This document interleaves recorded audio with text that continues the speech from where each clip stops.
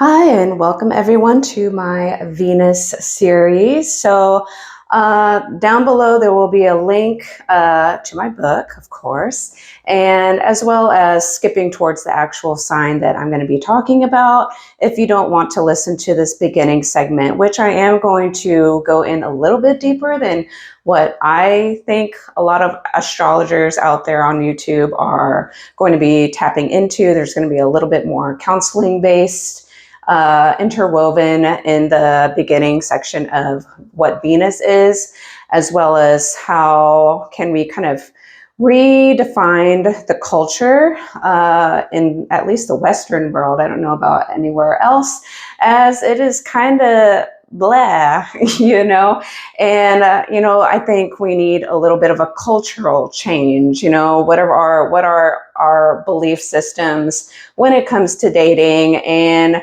getting somebody to fall in love with us, because you can't actually get someone to fall in love with you or anything like that necessarily.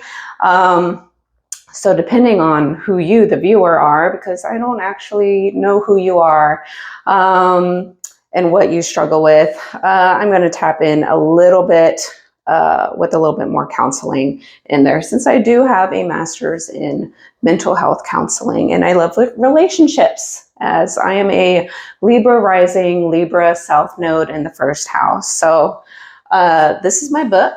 You can get it on Amazon. The link will be down below. It's also in the description box in my channel description page.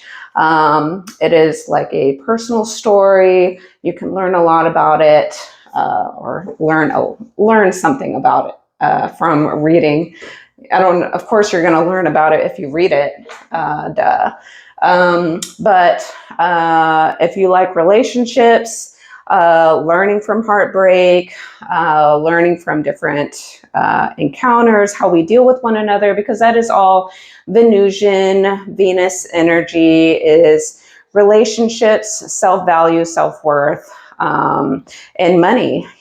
What do we attract? And so if you read that book, it's not going to solve your problems or anything like that, but you might feel heard. There might be something in there that may relate to you or someone that you feel close to, as well as kind of learning how to empathize and be more compassionate of other people as well as yourself, because if you want the world to be a better place, then you have to understand that nobody is exactly like you. And that's a good thing, because otherwise the world would be really boring and each individual brings their own authentic, creative, cool, weird person, whatever, to the mix, so we all can learn and grow. Some other books, because I'm just going to be this type of person, even though I'm not the writer of these books. But if you haven't already heard of or read these books before, these can be things that you can learn from if you're struggling in relationships, or just, you're on a self-help journey, self-improvement journey, self-awareness journey. If you've just kind of started and astrology was just appealing to you, that is one way of doing it. These are other books that I just grabbed off of my bookshelf, and so if you haven't heard of the 5 love languages, it's very popular. If you haven't read it already, I think there is a part 2. Reading this, getting the examples of what the writer, Gary Chapman, I'm always bad with names, basically, we have 5 love languages. You can say in astrology, the Venus signs in the 12 zodiac signs are 12 zodiac love languages. It's just a little bit different in how we kind of interpret it, or another level of stuff. So words of affirmation, acts of service, receiving gifts, quality time, physical touch, and everyone has, their kind of go-to with that. If you haven't read that, this one I haven't read in a long time, so it's, it's a very short read, but why Why Am I Afraid to Tell You Who I Am by John Powell. I have to do it like this. But if that is interesting to you, I'm going to try and link them down below so it's easy access. So yeah, but that's a good, very fast, easy read. I've read it one time. It probably was common sense to me, so I don't remember it as much. This was one of the first books I was suggested from somebody during my terrible relationship, which is in here. The biggest lesson of my entire life was that relationship that really woke me up to what the hell I was doing also. Even though I wasn't doing anything necessarily bad or wrong, I was self-defeating in an unconscious sense, and so realizing, maybe you'll figure this out during the bubble time of your first Saturn return, which that was happening to me, as well as the Pluto in Capricorn transit, which I have a stellium in Capricorn in my 4th house. It's a very emotional house of emotions and family trauma. The foundations of childhood is in the 4th house. So it made me really unravel, and all this stuff kind of brought up to the surface. So maybe, in a creative way of how I wrote the book through stories, maybe you can come up, or certain things will light up in your head, if you read it.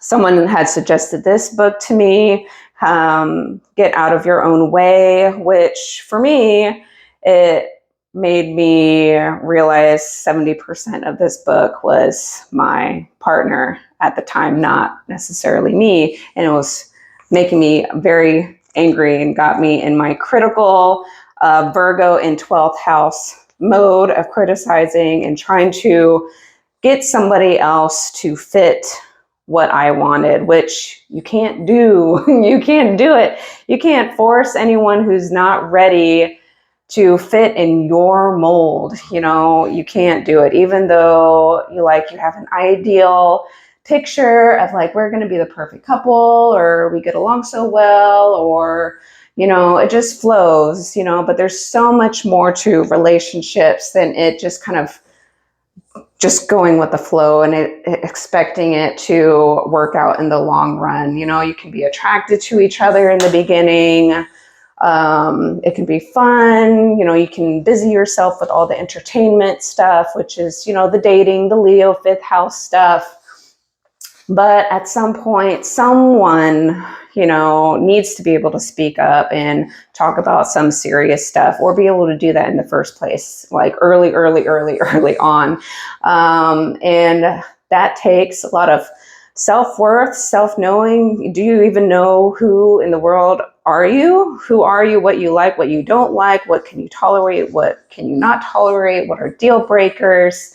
Even if the person looks the way that you're attracted to, or has the perfect resume, has a job that is very secure, and they can take care of themselves, or they can take care of themselves and you, and you're like, oh, I need to be with this person. I'm going to morph myself in order to fit the mold of the person that I like, even though that is not authentic to myself.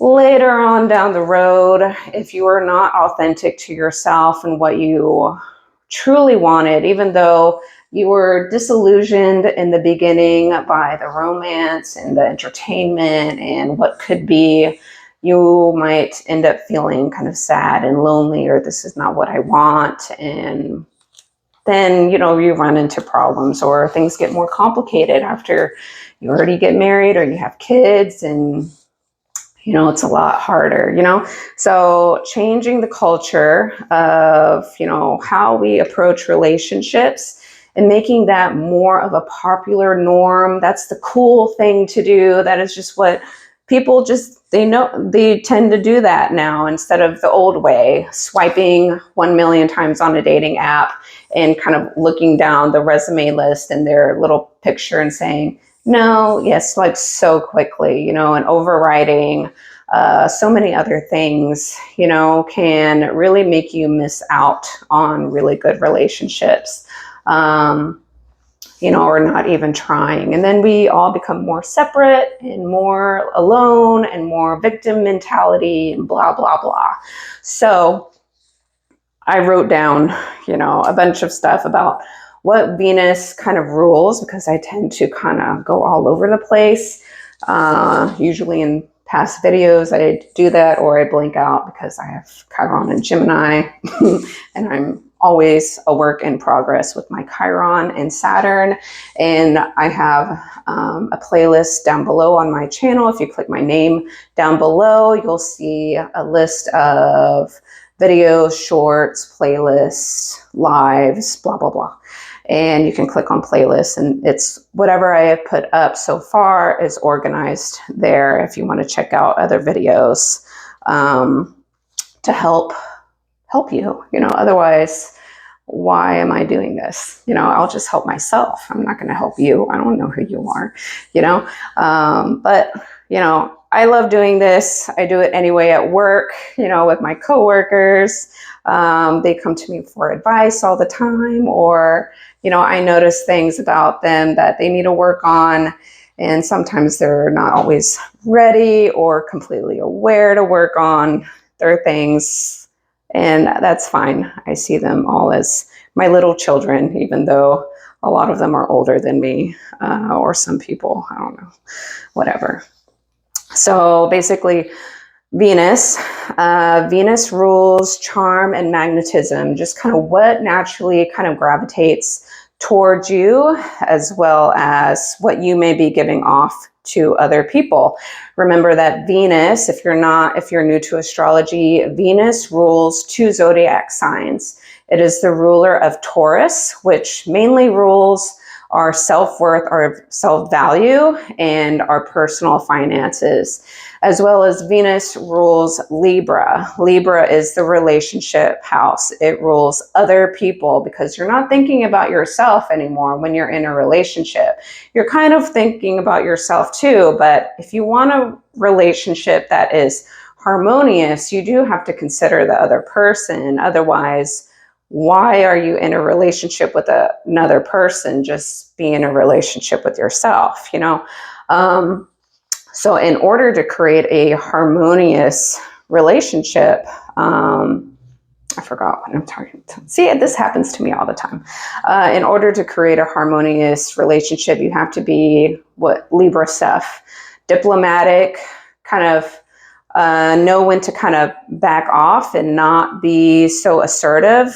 Sometimes there's someone who is going to get their way, and there's going to be someone who might not get their way as much at times, but hopefully it's to a point where it's not a deal breaker, or it's not damaging their relationship or hurting one another. It's just sometimes, things are going to favor someone else. Like if one partner loves football and the other person hates football, and they love going to the museum and vice versa, they're going to share in, I don't know if they will share, but hopefully you're going to kind of compromise and say, like, I know that you love football, even though I don't really care about football, and I will go, to the games or whatever because you love it. But I would appreciate it if you didn't have football playing 24 hours a day. Like sometimes I want to watch my shows too, if you're able to take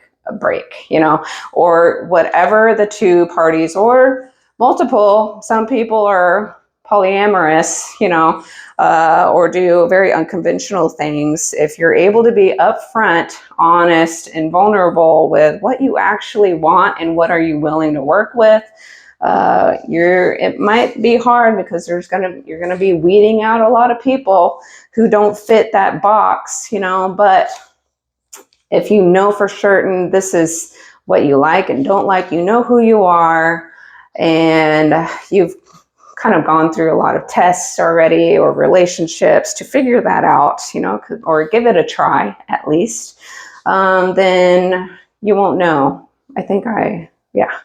I always forget what. Venus also rules our aesthetic taste. What is our style, interest in art, beauty, personal aesthetics of a person. Like Venus in Aries is going to most likely like someone who they have an attractive body that kind of looks sporty, for an example. Venus also rules our romantic desire, or the kind of partners we tend to gravitate to. Venus is pleasure. Taurus is all about pleasure seeking. Food is pleasurable. Anyone out there with binge eating disorder or go to food for comfort. I know I am one person in there. You'll read that a little bit in the book. It's very diverse, from a ballet background. Touch, feeling, leisure activities, sensual delights, the senses. Smell. Does the person always wear cologne, or does that turn you off? Or, all kinds of stuff. Physical touch. Some people like, a little bit chubby kind of person because it's, they're more huggable. And some people aesthetically, maybe the more super toned and maybe bony-ish people, maybe that's how they find themselves attractive, but maybe a partner will be like, it's too masculine for me, like on a female, or she doesn't look healthy, whatever. The eye, beauty is in the eye of the beholder. It is our social grace. This is very like Libra, you have to be kind of charming and pleasant, and the tone of voice that you use or the way that you say things, it's not like super mean or critical or angry. It's kind of like icky to the kind of Venus energy.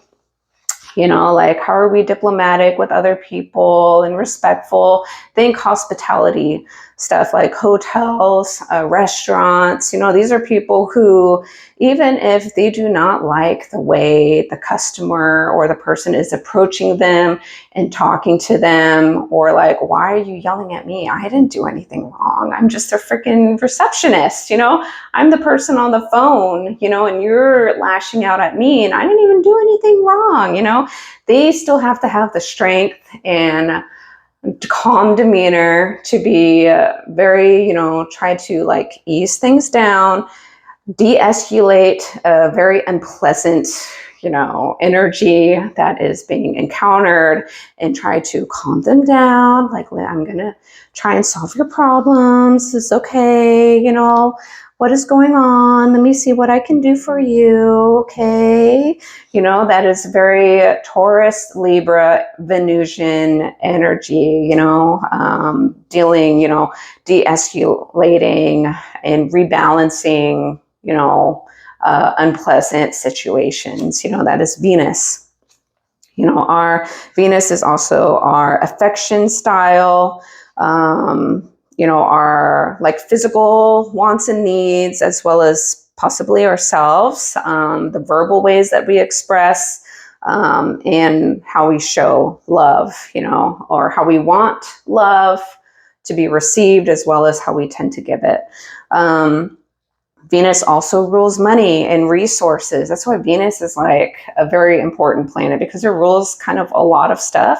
In order to have nice things or go on nice dates and have, cashmere sweaters and cologne and perfume and cute outfits to look a certain way, or makeup, and be able to afford a haircut and all this stuff, like you usually have to have money, and in our society, we kind of revolve around currency, even though at the end of the day, if money didn't exist, the main things we need to kind of look out for is water, food, shelter, medication, and possibly armory or like self-defense things. If the world is still a crazy cuckoo bird of people who don't know how to live harmoniously with each other, then you're going to need that.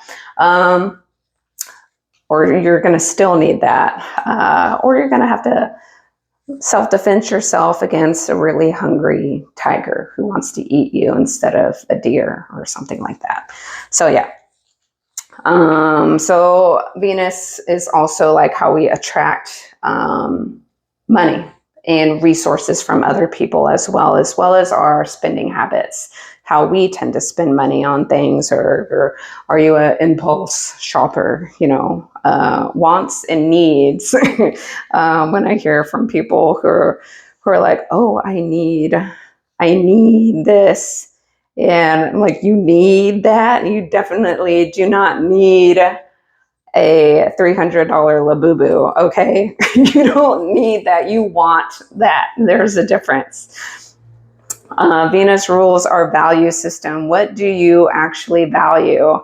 And when people, get into, I don't think people get into discussions about this, but you can get into a debate about what is actually valuable, what is valuable to you, because that is going to be different for people. So those are things that you have to dig into when you are exploring somebody new, as well as, are they being honest? Do they actually do what they say?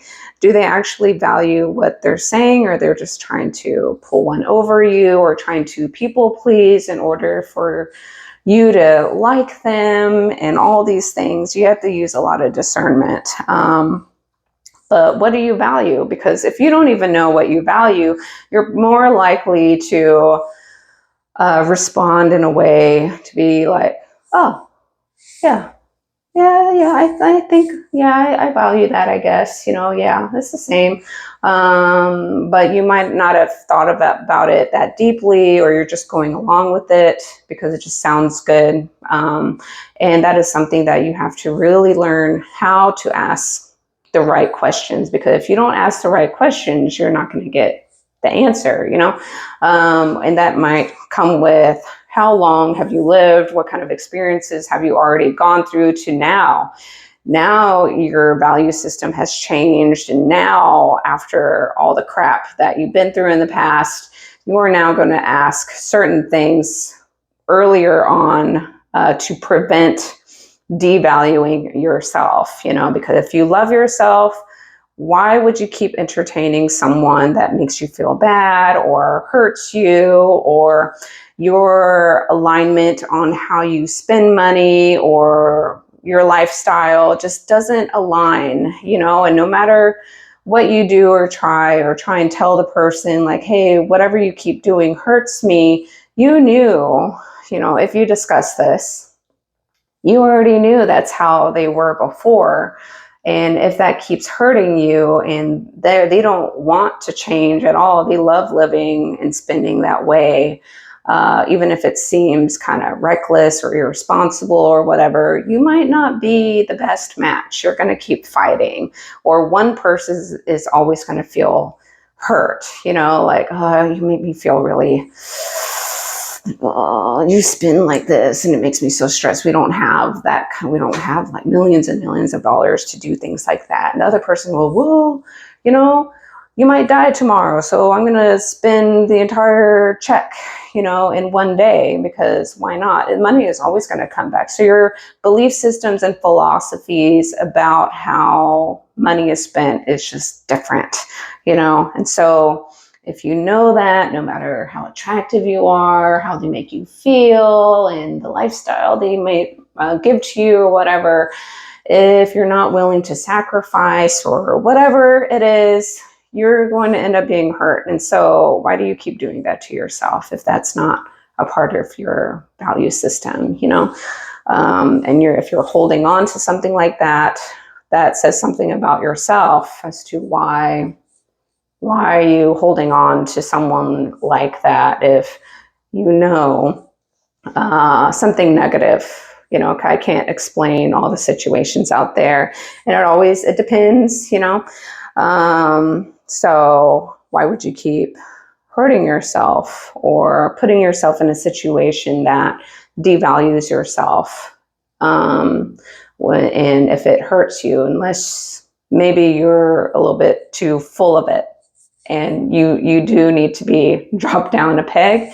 Possibly, maybe it's unrealistic. You have perfectionistic ideals, in other people, and you have to kind of succumb a little bit lower to what your standards are because it's just unrealistic, and you might as well, buy a robot that looks exactly like you or the way you want it to be and programmed exactly the way you want it to. And hopefully that just does it for you, makes it happy. We're probably in a time period where you can do that, at least in the future. But I don't know how authentically happy you're going to be, in the long run, at least. Let's see. Venus also rules our relationship pacing, like how fast, slow, or balanced, it's going to be like a Venus in Aries is going to be so fast. I like you. I hope you like me, and we're going to make it work. And it's like instantaneous. Venus in Capricorn might be like a slow burn, it's a slow growth, slow burn. Do I trust you in order to open up? Do you seem like a stable and secure person who can provide for yourself or provide for the relationship too, or whatever? They're going to play out a little bit differently. Romantic ideals like fairy tale, like Pisces, or very pragmatic, like a Virgo. Artistic expression is Venus. Our magnetism for love and wealth. Our collaborative energy, because Libra is collaboration with another person who is not yourself. How do you do that? Your seduction style, like a Venus in Scorpio is going to be very deep, almost like intrusive, wants to get into your psychological psyche, which, maybe like a Venus in Leo or someone who has a ton of Leo might be like, this is too much.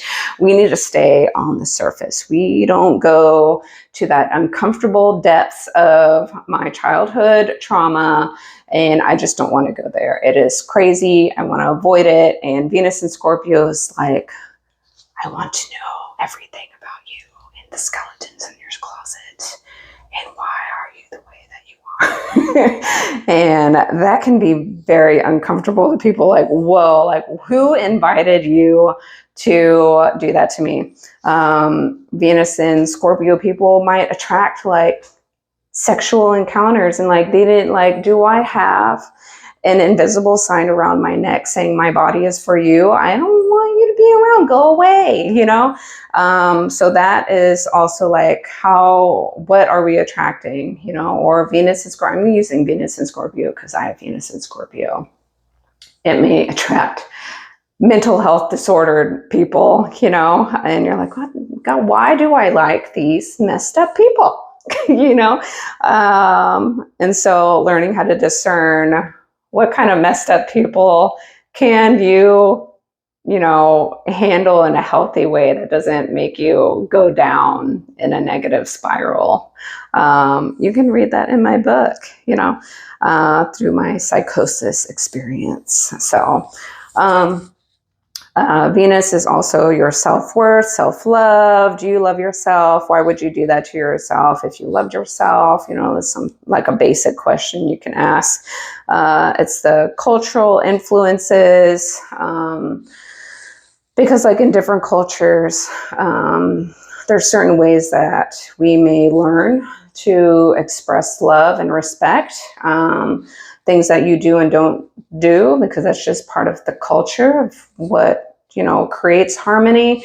And so in certain cultures, like, westernized cultures might need to learn a little bit more from really old, very rich cultures that had been around for a really long time, and try and implement the practices that may work for them. Maybe it'll work for you, maybe not, but something to look into, I guess.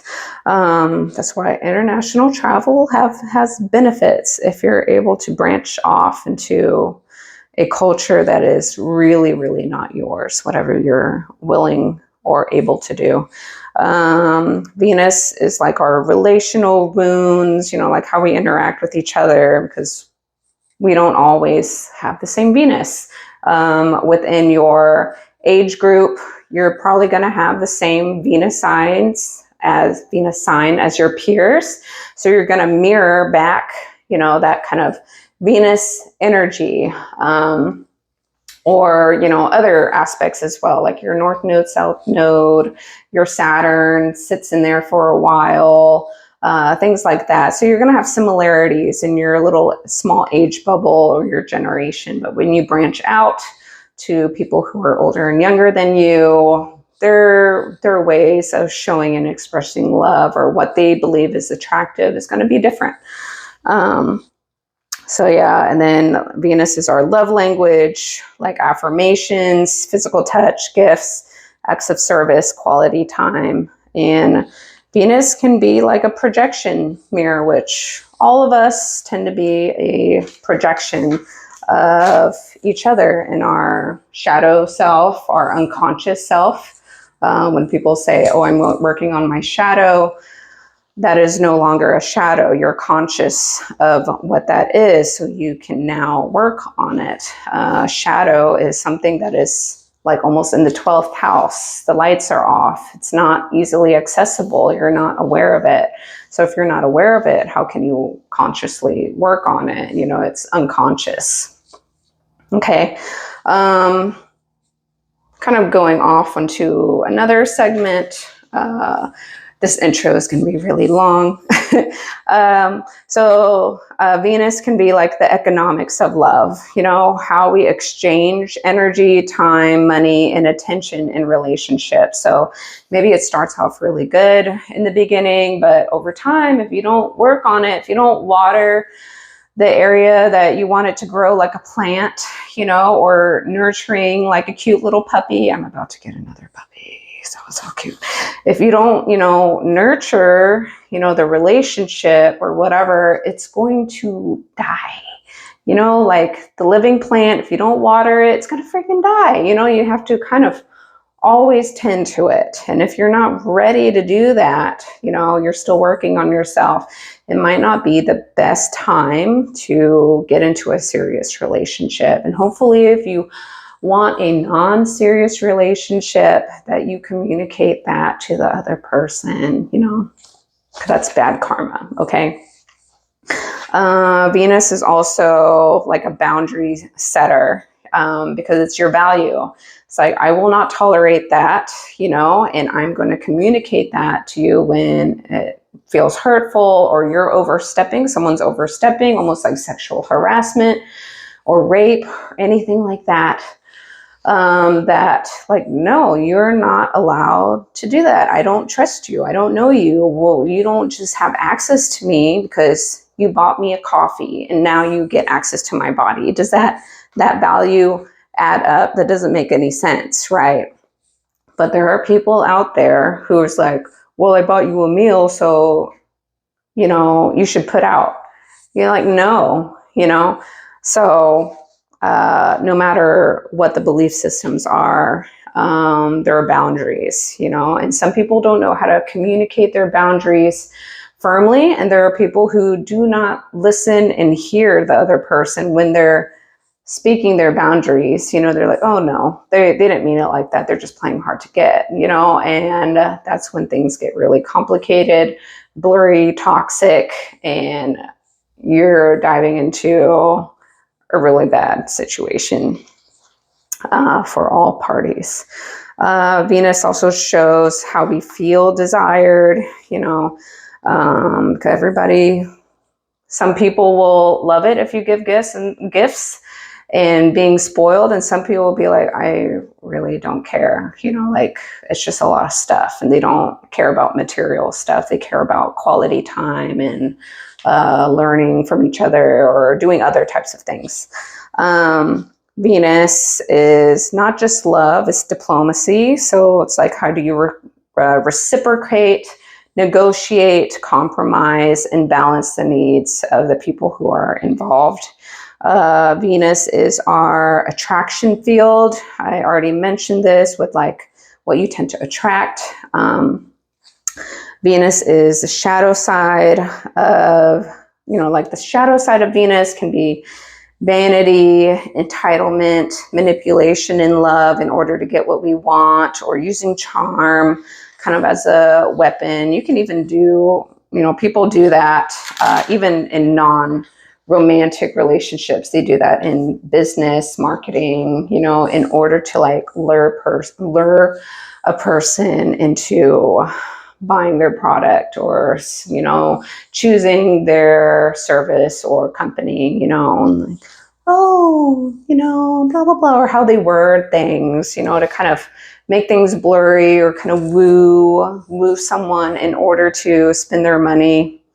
It's that, positive or negative, it really depends on the person.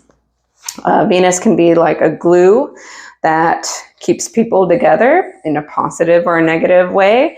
That is beyond passion. It's shared tastes, values, humor, lifestyles.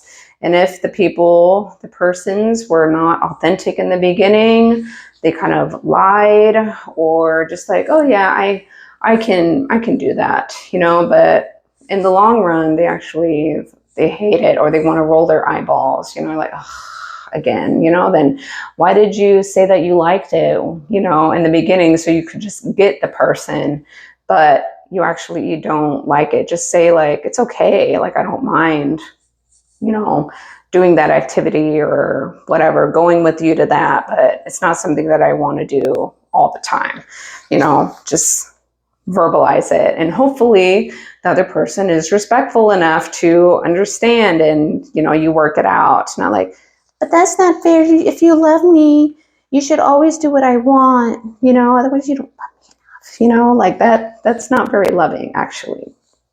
That's like controlling.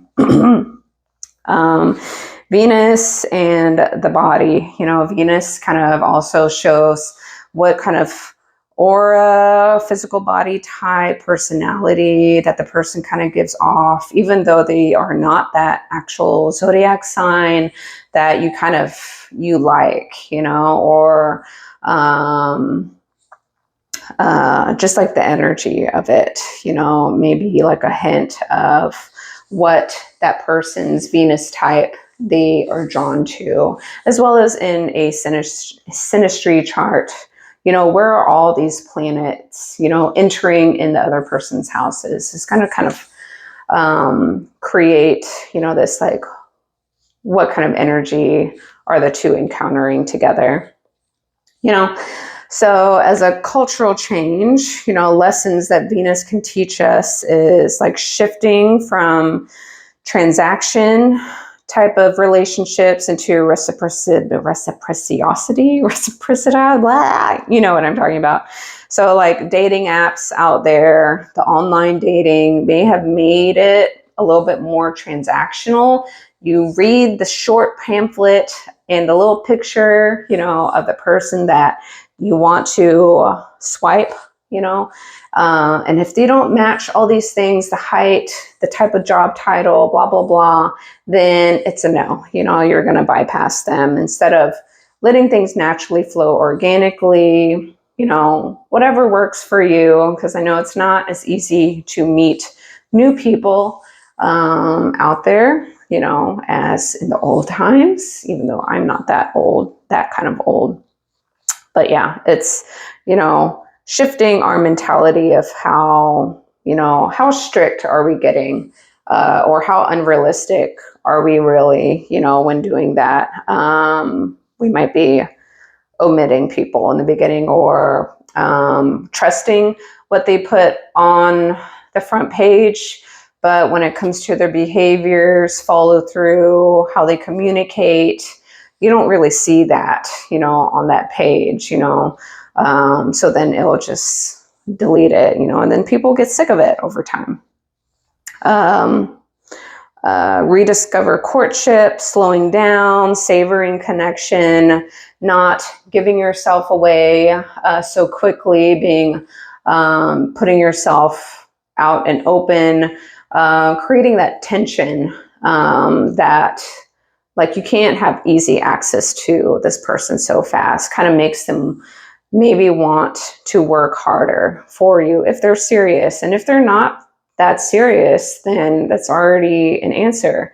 Or if they're not willing to respect, your boundaries or what hurts you and all that stuff, that's already an answer. Just leave it be. Like they've already omitted themselves if they, cross themselves off of your value system of yourself and what you believe in. So you can kind of, work with that based on your own personal value system. Value self-worth. So, in a cultural way, we should learn to value ourselves more first, instead of just kind of putting yourself last in order to desperately seek a relationship. If you don't have strong self-worth, self-esteem, and self-value, you're more likely to put yourself lower on your list and put someone higher who you don't even know, or give them excuses and allow them to take advantage of you. And when you do that in the beginning, you've already taught them how to treat you, and they're going to keep doing it because you didn't seem to have a problem with it earlier on. So, okay. So, learning to value yourself first, really knowing what hurts you, what you really don't mind, and that is being connected with yourself, your feelings, your emotions, because you can't really say what hurts one person hurts another, and, being like a free-spirited floater that changes partners every day, be like, really doesn't bother me. Like if they feel a connection, they're just going to go with it. And when the connection kind of fades and it dies, then they don't have a strong emotional attachment and they can move on. It doesn't hurt them. But to the receiver, that can be extremely painful and hurtful, and they don't operate that way. They, are devoted to one person. They want to work on it, grow, and hold on to it for like forever. And being left out in the cold, ghosted, stonewalled, gaslighted, whatever the vocabulary word that's not nice is thrown in there, that can really devastate that person. So communication in the beginning and being realistic with how you approach this in the beginning is preventing unnecessary heartbreak earlier rather than later, when you're emotionally attached, especially females who get more emotionally attached faster. Culturally, like normalizing pleasure in healthy ways, so stronger boundaries, stronger self-control.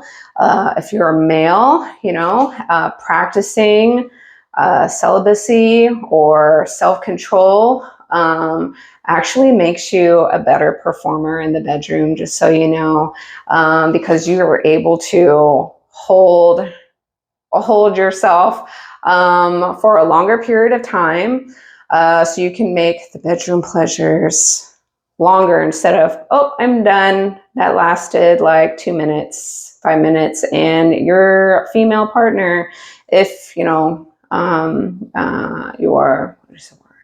Male and female partnered up. She's going to be like, what? That's it?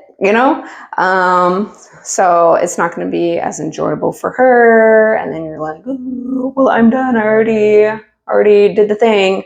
So when you practice self-control and you're not watching porn all the time, stimulating yourself in that way, you're learning self-control. You can go out in society and being around a lot of really attractive people, and you can still control yourself. Then you're able to perform even better for your real lover, who's going to devote their whole life to you and actually make your life better.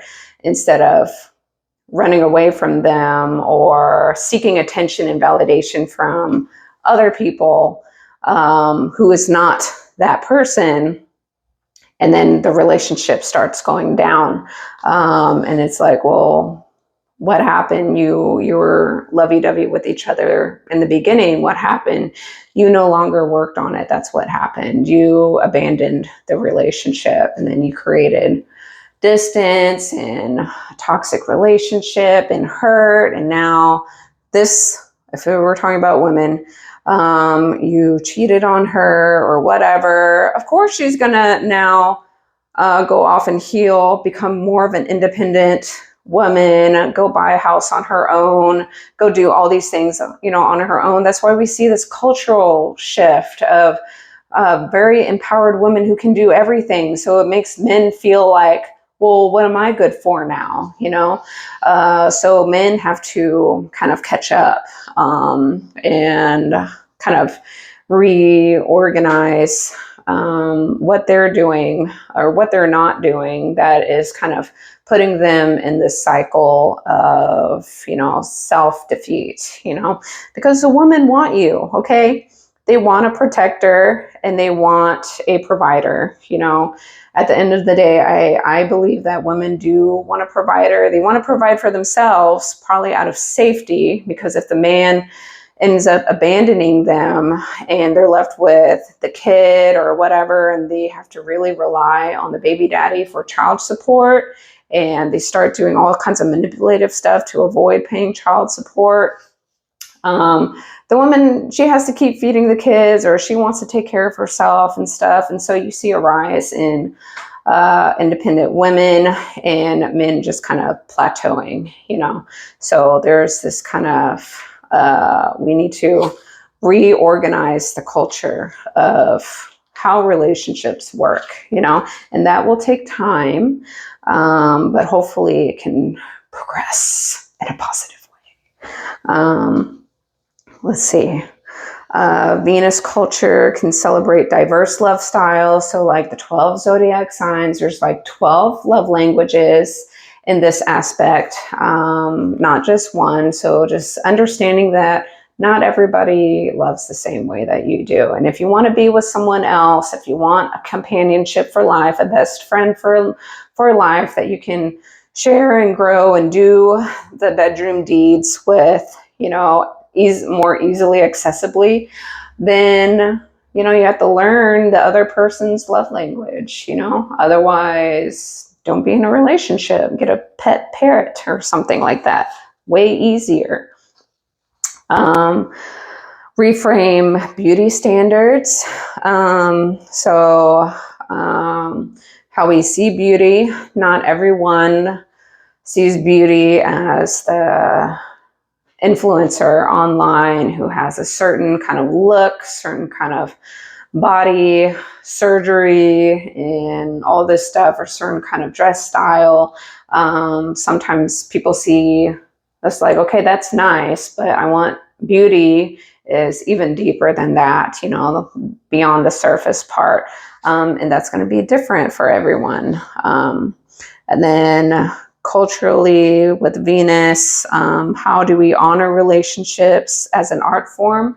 Because it always changes. It's like art, it's not, relationships are not an Excel spreadsheet, it's not 1 + 1 = 2. And it's that simple. It's just not, it's harder. Same when I train clients with personal training in the gym. When somebody does a squat, if I have 10 people doing a squat in the beginner's level, sure, they're doing a squat, but they're all doing a squat kind of differently. And I have to make adjustments of why do they feel it like this? Why do they feel pain here? What is a weak point? Why are their knees buckling in? They're rolling on their toes instead of on the back half and outside portions of their feet. They're leaning too far forward. Their abs are weak. That's why they do that, even though they try so hard. There are other things that we have to work on in order to get that squat to be more efficient and effective to add weight, So everyone does things a little bit differently, and sometimes it's not the person's fault. That is the way it is right now based on whatever happened to them in the past, or they learned incorrectly, or they didn't think of it that way. They didn't think of it that deeply because it's just a squat. It's like, come on, but there's way more to it, and so it's just like, how do we broaden our brain and belief systems of relationships are like an art, and that is very hard because everyone is different, so it's really hard, and it can be kind of scary to work with someone else because people are afraid of rejection. They want to be liked and all this stuff. Not everyone has looks going for them.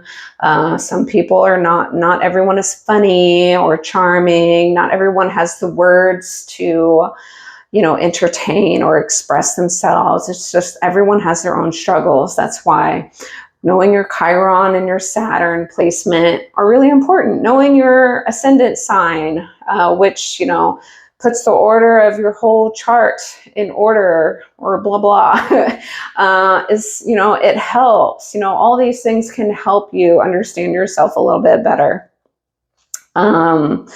Encouraging vulnerability as a culture, because if you're able to express yourself without the fear of rejection or being ridiculed, bullied, embarrassed, publicly humiliated, all this stuff, if you have the courage and bravery to learn to do that, even if it's like a little bit at a time, because it doesn't feel secure. It feels very nerve-wracking, and you want to protect your ego of like, I'm the best and I'm not going to show the negative sides of myself because I don't want this person that I like to know all the bad stuff about myself, because that will turn the person off, and yeah, that's valid, but if you're more authentic, you're going to receive a person who is going to understand and be more compassionate and work with you if that is what they're willing to do, or they'll also expose themselves and be like, you're a piece of shit, that's not what I want. And thank God you found that out in the beginning instead of later, and so like they're right now telling you how they behave, how emotionally stable they are, how they're going to treat you, or what their beliefs are. And if that makes you feel bad, makes you feel lower, that might not be the most supportive partner to get stuck with, at least not at this phase of life that you're in, because I don't know how old you are, and hopefully you grow and evolve. But if you have someone kind of putting you down like that all the time, making you feel like shit about yourself, you are less likely to grow, get better, and evolve with someone breathing fire down your neck, and depending how they do it, because sometimes you need, constructive criticism, which doesn't feel good, in order to grow. But if the person authentically cares about you, like the intentions are true and loving, and it's like, I'm saying that not to be mean to you, I'm saying it because I care. And I don't think you're quite aware of it, but you're doing this again, and if it's something that you want to work on, you're like, yeah, I do that. Like, do you want it to be better, or this is something you're not ready for right now? Like, you're not in the mood, the mindset, a lot of crap is happening in your life right now to add another thing of suckiness to your life. Maybe it's not the right time, and that person is going to show you who they are in the beginning. And so, it can be like, oh, wow, like, I'm glad I opened up and expressed something vulnerable, because I wouldn't have known that this person is going to actually have my back, you know, and help me as a person, you know, like your growth partner for life, your best friend, your companion, someone that you can come home to when you don't trust the other people out there in the scary world. But this person is going to we're going to kind of understand, as long as you are also willing to work on the relationship and be honest. Are you actually going to work on your flaws and whatever? Because if you don't work on your part, if you keep making excuses over and over again, if you don't change the way that you're communicating to your partner that you want to change, and it keeps dragging on and on and on, that other person who is so supportive and patient for you, they're eventually going to leave you, because, you know, it's starting to be a drag or become really draining. It's putting them down. It's making them change who they used to be, and they used to love themselves, and now you brought them lower, you know, in order to match your level of self-esteem and self-worth, instead of you trying to rise up to their standard of self-worth and self-esteem, you know, and being patient enough for you to get there. And they had to come down to kind of help you keep coming up, you know, while they still maintain and hopefully still also grow. So it's like a dance or a balance of the two. And that's going to determine, is the relationship going to work in the long run or not, you know? So, and no one can really determine that besides the two people in the relationship. Even if you go outside of the relationship to ask for advice, make sure you talk to the actual person that you're in the relationship, what's going on, not all these other people who have no idea what's really going on or how the other person feels in your relationship on how you need to approach the relationship. You need to just talk to the person you're in the relationship with, because that is just insane. Venus in a cultural change way, integrate money and love with awareness, because Venus rules money, and we know a lot of couples, they fight about money all the time. How do you spend money? When you make a big purchase, do you communicate and talk to each other about it? Or you're like, I'm the one who made the money, so I don't care about what you think or whatever. We're going to buy the couch like this, or we're going to decorate the house my way because that's the way I want it to be. That's not very loving. You have to coexist with someone else who has to also enjoy the environment. You have to come to an agreement. And what your value is on a house, if you are going to buy a house, you know, what size, how big or small, is it realistic? Does that leave room for your lifestyle, travel, education, activities, entertainment, or are you going to be house broke? You know, how do you allocate, you know, extra savings? You know, what makes you both feel safe and secure? Does anyone have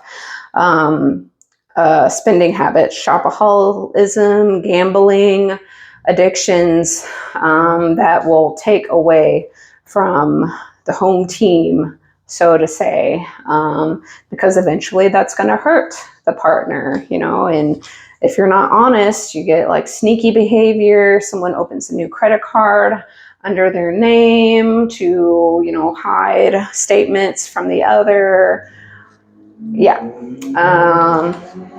Or participating in like wild exchange clubs when they never told you that after like being married for 10 years, and it's like a huge surprise, and you trusted the person the entire time, and this was a huge slap in the face. Or you allocated money to your kids' college funds, and after 20 years of being married, you never even thought to check all the time, and you just trusted, because why would you be in a relationship that you don't trust? And you realize that all the money is gone, you know, for your kids, and you put money towards that as well. And now what happened? You know, like all of these crazy things happen to people. And, you know, it is not fun, and it's really hard. And if you have ever gone through something like that, I really empathize with you. It's not like I can solve your problems or anything like that, but I am aware that shit happens. So that's why I like to promote a cultural change in how we approach relationships earlier on to prevent unnecessary torment, later on, and that is my 1 hour, oh my God, intro. So the next segment is to the zodiac signs, Venus and through the signs. So catch you later. My name is Natasha. Please like and subscribe if you find my videos, my very long videos, informative. Okay, bye. Okay, Venus and Scorpio, and this is little Yuki. Yuki is 2 years old in this video, and if you see him, if she moves around, then that's Nemo. Oh, you kind of see his body, but yeah. Nemo is about like 5 months, 6 months almost. So yeah, in the other videos, you'll see him grow. I've kind of taken longer breaks for these videos. So these last one starting with Libra, I think, he's starting to jump in age a little bit. So Venus and Scorpio is very, very deep, very intimate. If you think of Scorpio in general, it rules the genitals. And basically anything that you usually keep kind of hidden, like we wear clothes or undergarments, it's typically where you kind of want to hide the most, or it's extremely private, or secretive, So remember, Venus is kind of what you tend to attract. So you can attract partners who kind of teach you these psychological lessons that you might not notice, or like red flags. You might not really see those red flags clearly. But, if you learn those lessons, if you happen to come into contact, or like any kind of deeper relationship where you kind of need to learn those lessons, hopefully it's not too detrimental, but you may kind of encounter these lessons a little bit more than other placements who do not have Venus and Scorpio. But people who have Venus and Scorpio are, very, very deeply loyal.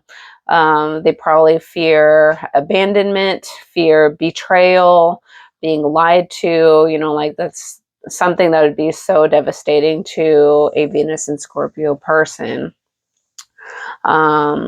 They have this kind of very strong attachment style, like they want to be like enmeshed with another person, like very intertwined. Could come off as very codependent, or just like you're together all the time, or you kind of have a longing for this kind of much deeper intimacy and connection with another person. Perhaps you didn't get that when you're a child from your parents or caregivers. There was some kind of deep connection that you did not get. So therefore, in your relationships, you have more of a longing for that, or you want to kind of cling on to this sort of deeper attachment to somebody else, and wanting them to want you back, or wanting them to not betray you in some sort of way. Like even if you grew up in childhood, and your parents didn't betray you or abandon you, there are people who that does happen, but it's not like that literal. But there's something about how you were raised, or just the circumstances, that's just the way things were, that they couldn't connect with you on the deeper level that you wanted or you needed specifically, because each child doesn't need the same thing, or they don't need the same level of connection, as your sibling, so You can analyze your own childhood or reflect on that if that is a possibility of why you have this kind of strong longing for this deeper connection, or almost like a Scorpio is kind of a power and control sign. It's kind of like has to be extreme. It doesn't have to be extreme, but I mean, it may feel extreme. It doesn't have to be chaotic extreme. But it's almost like all or nothing. So you go all in with a relationship and you're so enmeshed and you're so involved and you want it to grow or do whatever it is that you want, or you don't want it at all, loyalty or just leave me alone. Just don't lie to me kind of thing. Not like a sign where they kind of frolic along and like, oh, a little bit here, a little bit there, change it up. And they love a mix of everything. Like, no, a Venus and Scorpio person, unless this, like, if you're watching this and you have Venus and Scorpio and you're like, I'm not like that. I'm like free as a bird. I don't really care. Like you may be an outlier from this typical, stereotypical Venus and Scorpio sign, or someone who has a ton of Scorpio in their chart. Maybe you have a stellium in another, like Sagittarius. It's more flighty, so if you have a ton of planets there, then it may overpower the Venus and Scorpio signs. So you might not feel it, as strongly, so always think of your own life and your own placements and how, this is just kind of to help, or just to help analyze what's going on or give you more hope, or figure out like, why am I the way that I am? Like, why do I like these people? If you feel like I tend to be attracted to people who have similar kind of strong attachment needs, or get into relationships quick, and that was like a very hard life lesson. It's like you have to actually get to know somebody first, not just attach and be enmeshed. And that will depend on some of your other placements as well. Because not everybody, it's not going to play out like that for everyone. But Venus in Scorpio is extremely deep. They feel it on such a deep, deep level. It's like the darkness and depth of the ocean. That's how deep it is. So they just feel it on another level. And what was I going to say? You can kind of be attracted to people who teach you psychological types of lessons, not only about yourself, but who you're attracted to. Are you attracted to people who are kind of avoidant attachment? Or are you attracted to people who are very codependent and clingy, and you end up doing literally everything together? You have no sense of self and independence, or two separate beings that come together and, work together and agree on creating a life together or whatever, even amongst their differences? Or do you just kind of, the attraction is there, the proximity to them is there, some kind of interest enough brought you together, good conversation, whatever it is for you, that you just kind of clung together, and that was kind of it, So you can learn these kind of more psychological lessons earlier or later on in life, depending on, where the transits are happening and, just time, were you ready for those lessons, or it's just time for you to learn them now, even if it's super early in comparison to the majority, or really late. So that's like Scorpio is very psychological and deep. It kind of Um, you might not like notice red flags very easily if you have baggage within yourself that you haven't really healed. You're just going to go with that deep emotion that you feel kind of connected to this individual for whatever reason. And some, maybe you just, there are things that are kind of off, or it's not going to work, or you're not going to be happy in the long run, but you do it anyway because you see things that are happening and you just don't want to see them. Maybe you're in denial. But the lessons will come eventually anyway, or you knew all these things were kind of happening earlier on, but you never addressed it. You never spoke out. You didn't want to be rejected or abandoned or not chosen. You wanted to be chosen, or you didn't want to be alone. Like you can't be alone. You might have codependency and you don't even know what that is. You don't go to therapy, haven't looked stuff like this up, and you're not aware of these things. So those can be life lessons for you to realize, possibly repetitively over and over and over again in relationships, even if it's a new face but similar problem. And so that is very Scorpio. It's about deep change and transformation. So the feeling is like, oh, okay, we're at least good, we're at equilibrium, and then we go down. And then, after a period of time, I don't know how long, you go through this depth of despair, or an unraveling, or an ego death, whatever it is, or a realization about yourself, that really hurts, because the feeling hurts. Is, water signs are a lot about feeling, so even if you know things and you can think things through, or you worry and all this stuff, that doesn't necessarily mean it matches the feeling, that you just can't get this out, of you, or it doesn't take the pain away.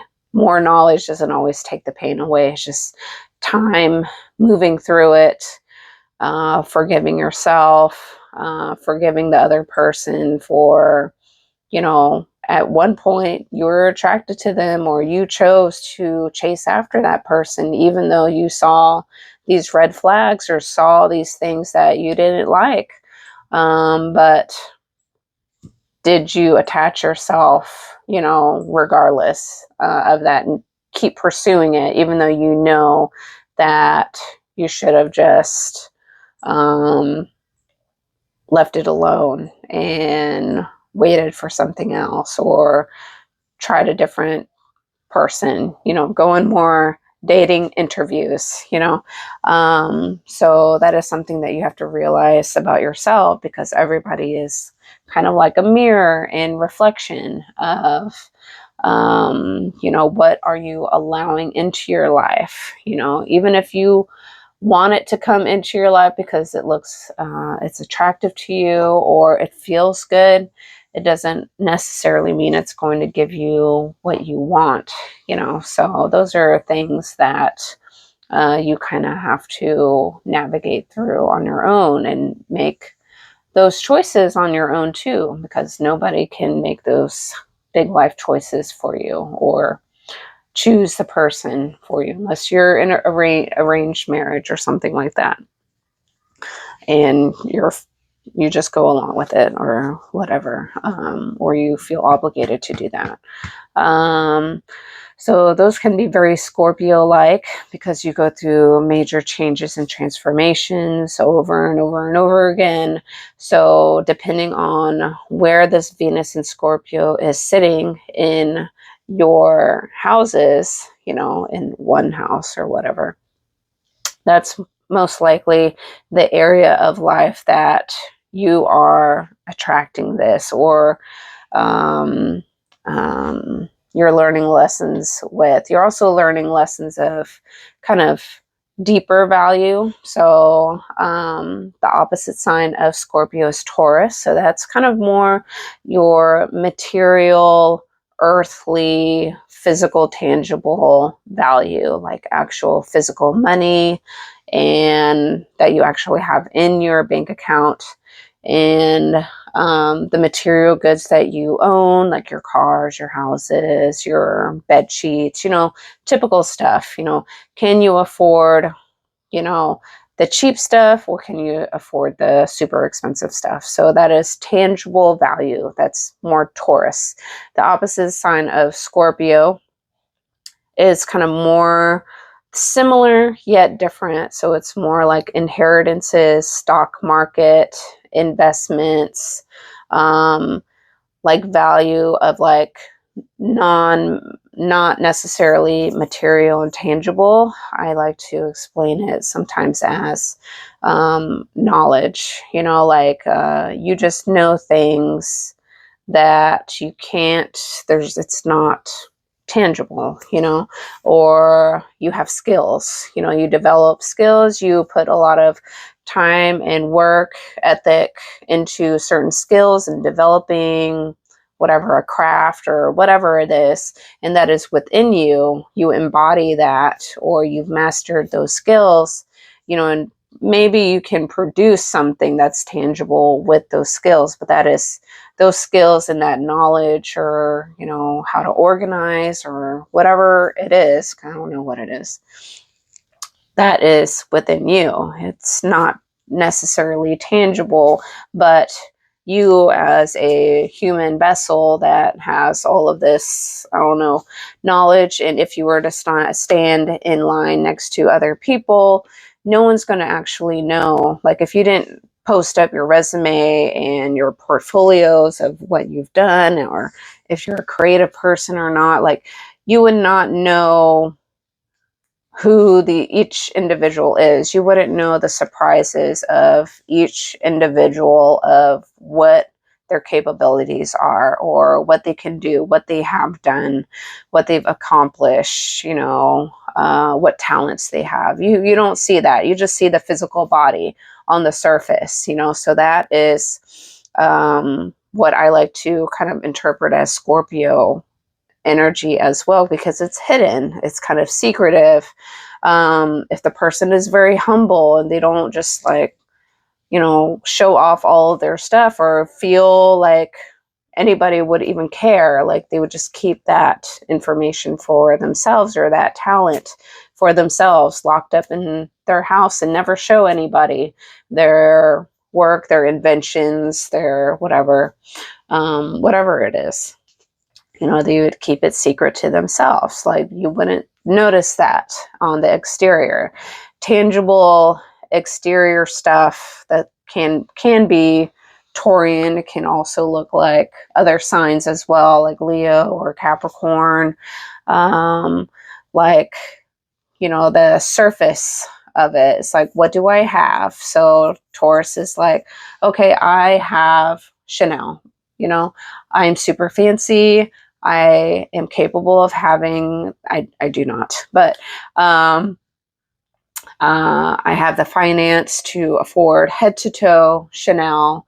So when you look at me, you're like, oh my God, this person is very wealthy, so that is the exterior Taurian, like showing off of wealth, that's why I said it can show like Leo, like showing off. It's a performance, because maybe they don't actually have that money, and it's just a show. They're showing that they're very wealthy and rich, but their bank account does not match. It's like a zero, or it's all debt. Debt is also Scorpio, or Capricorn. It's like money and power and hierarchy. Like, hey, look at me. I have a status label. Therefore, I am worthy, or I am successful, blah, blah, blah. So, like each sign, they kind of blend a little bit sometimes. So you can't always just think black and white with all of these things. But, that can be a Scorpio thing, like having Venus in Scorpio. Venus is also, attraction, beauty, creativity, aesthetics, attraction. So if you have Venus in Scorpio, you can attract a lot of debt.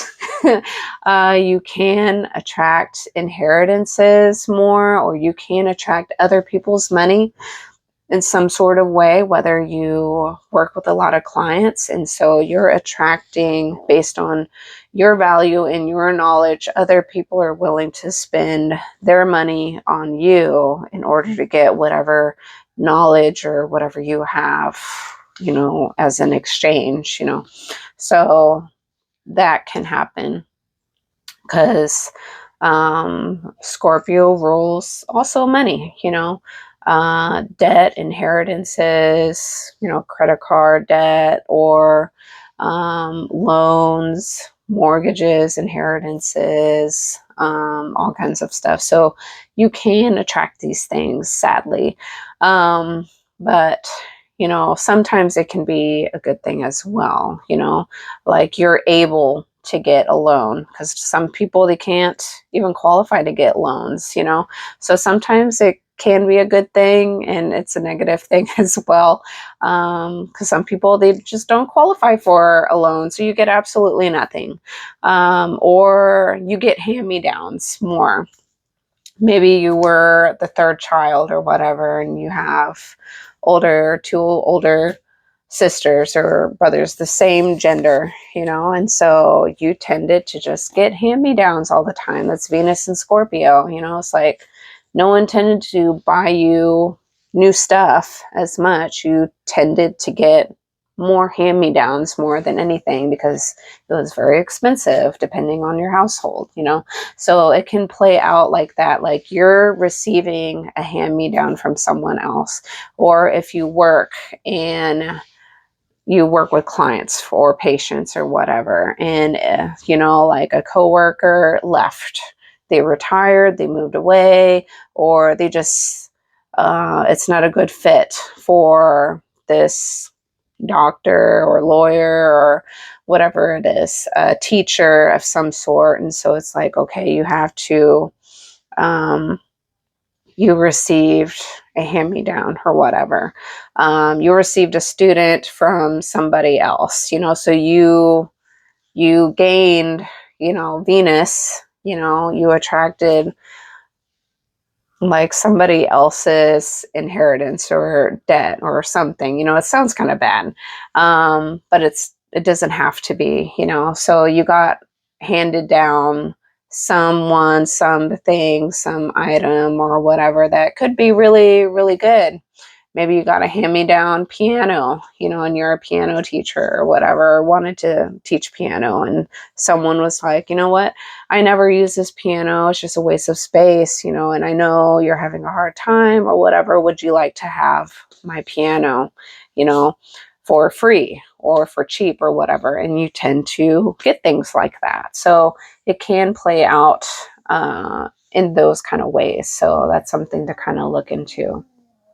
Venus and Scorpio, you could be like really into psychology in general. That's just very Scorpio-like, and just being kind of sensual and seductive, deeply loyal. Almost kind of, it can come off as controlling. It doesn't mean controlling in a negative way, but feeling like you need to know everything or need to have control of your situation and circumstances in order to feel safe.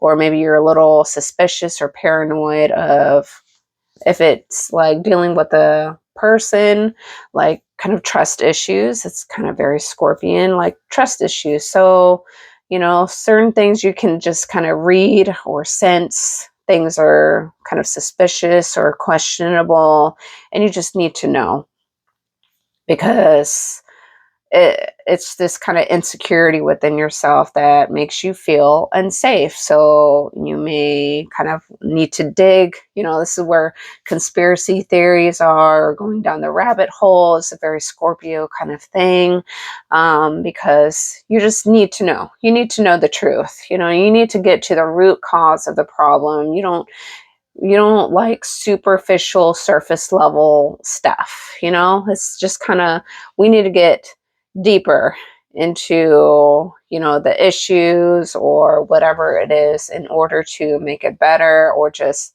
feel at ease that you actually know what's going on. So this way you can figure out what to do now. But if you got told some kind of superficial answer or some kind of meh, it doesn't make sense, you know, and there's no explanation why or whatever, you're not going to feel safe and secure that the problem was solved or the truth was revealed, you know, or, you know, you're actually going to now focus all your energy on resolving something. Because if you, focus all your energy on resolving a problem that was false or not true, then you just wasted your time, or you made yourself look like a fool or something like that. So it's like getting to the root cause and truth about things too. So conspiracy theories fall into that.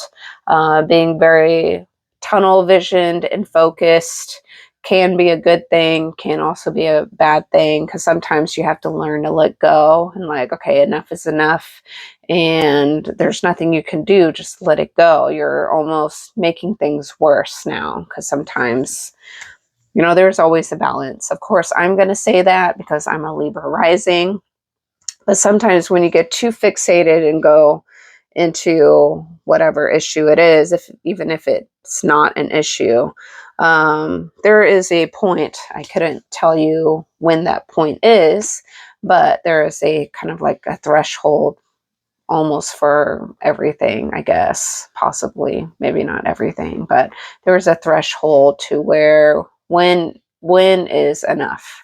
When is it time to let go, you know, and be like, okay, just let it go and heal, or just like, you have to let it go. You just can't hold on anymore, you know, and that can be extremely hard for a Venus in Scorpio or anyone with a lot of Scorpio placements. Very, very hard to let go. It's like lockjaw, or, you know, like a pit bull, and they grab on and then they don't let go. It's like, let go, you know, or because you feel like if you do let go, you're going to fall. You know, if you're hanging on a cliff and you're on the edge, you have to hold for dear life, you know, and you're like, oh my God, I'm gonna fall or whatever.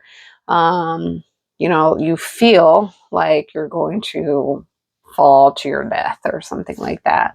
But there are times where it's like, you're actually okay. You're only like 1 inch from the floor.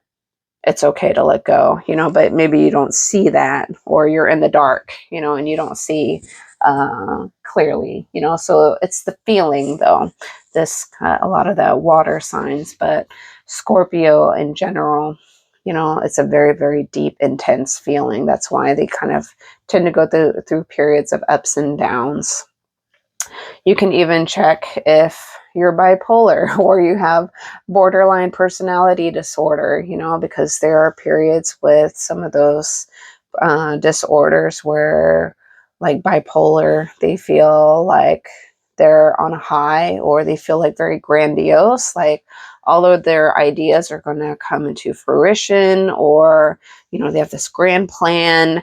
And sometimes it's confusing. It can look like ambition, or somebody who's very ambitious, you know, and sometimes their plans and stuff is like, it kind of matches whatever they do and their capabilities. You know, it's like, oh, like this person is very ambitious, you know. But sometimes for people, it can come off as like, what? You know, you're going to do what? And it doesn't quite make any sense. And they believe in themselves so much, you know, that they go into a lot of financial ruin and debt, you know, and they plan all this stuff for a big party or event, you know, and then things fall short, or it doesn't work the way, you know, that they thought, you know. Could be a teenager too, you know, anything, you know, and it can create a lot of trickle effects of things that are not always very easy, not only for that individual, but for their family as well.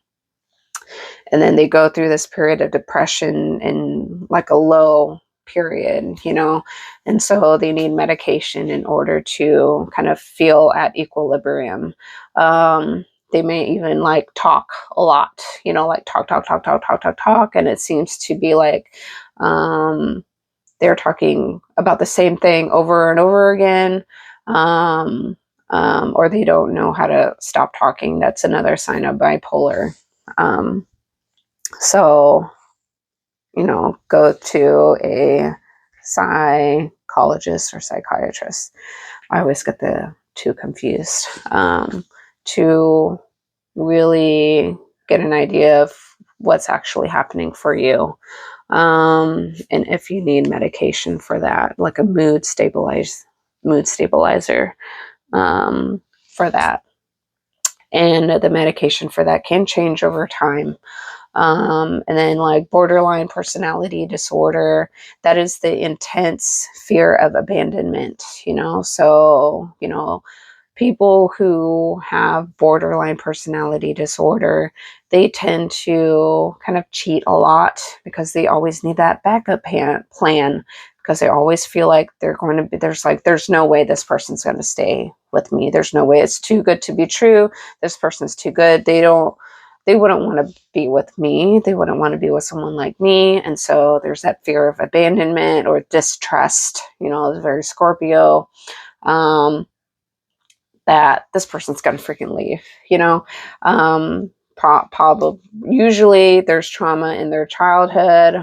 One or both parents kind of abandoned them in some way, shape, or form. You know, they didn't feel loved, you know, and so there's this kind of feeling that, you know, they don't want to be abandoned anymore. And so